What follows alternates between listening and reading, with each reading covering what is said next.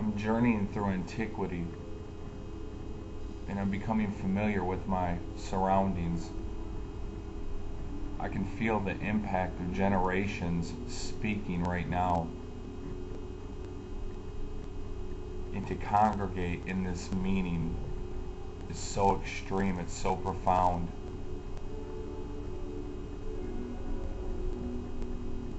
There's a purpose to life, there's a meaning. It can be self-created, or we can identify with the actual meaning.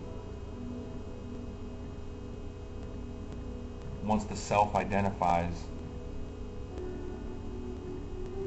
from there it's a pivotal moment of reflection and awareness that compels you to be.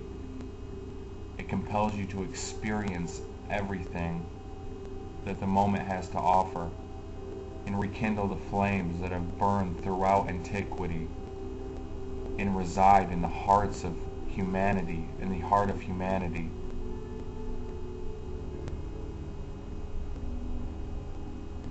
The world is filled with multi-levels, and it's structured so that we won't be able to access these levels. It's structured to prevent us from accessing the self, when all the self wants to do is be heard and be a medium for the continuation of life and existence. The self exists whether we allow the self to register or not.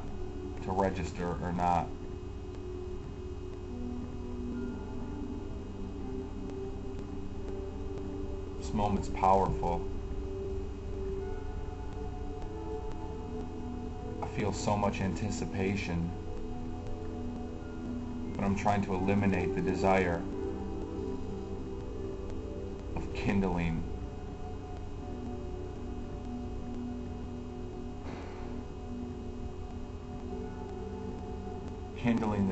the timeline that's speaking to me right now. To capture this moment and to truly experience it and delve into it without restriction, with the necessary presence to implement the meaning.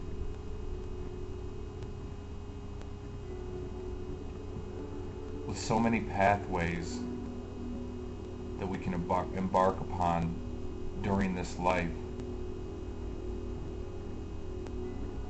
it breathes an air of fulfillment to realize that perhaps you've stumbled or become akin to this path through soul searching and through awareness.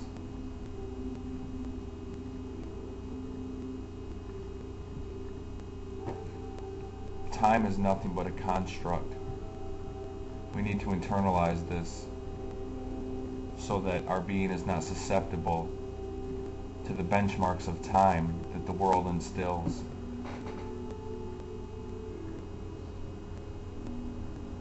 Perceptions become eradicated, and fulfillment has become the only mode. And what does fulfillment mean? Is it self-fulfillment? It is fulfillment of the self. But in order for the self to be fulfilled, the self is not a single entity. The self is a continuous entity that resides within everyone. So can one do beneficial things for others if they're not on the path to enlightenment as well? Emptying the suffering is pivotal. As Dada said, to be is to suffer, but to alleviate the suffering, we seek out the higher manifestation of the self. We elevate to this plane of ascension, dawning nirvana, and we extract it. We utilize it.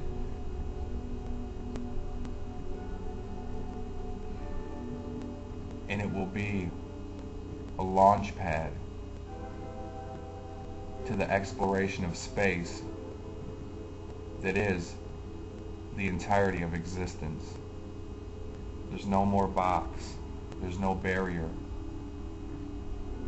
There's no compressive force restricting access.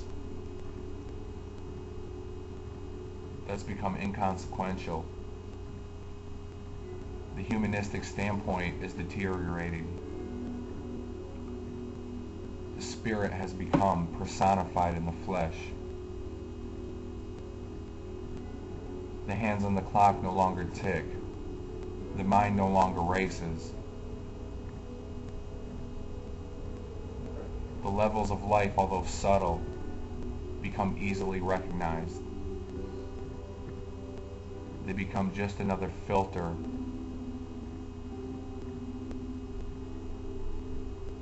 that breeds contentment, that breeds awareness, and this recognition allows you to experience it.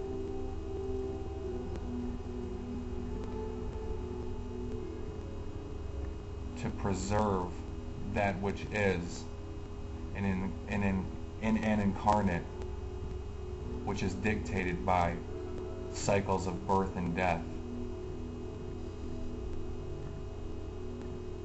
is to detach from any earthly conceptual understanding, is to return to the time of the cosmos. And faith is no longer a factor, it's knowledge. It's cemented, not within the mind, but within the eternal self.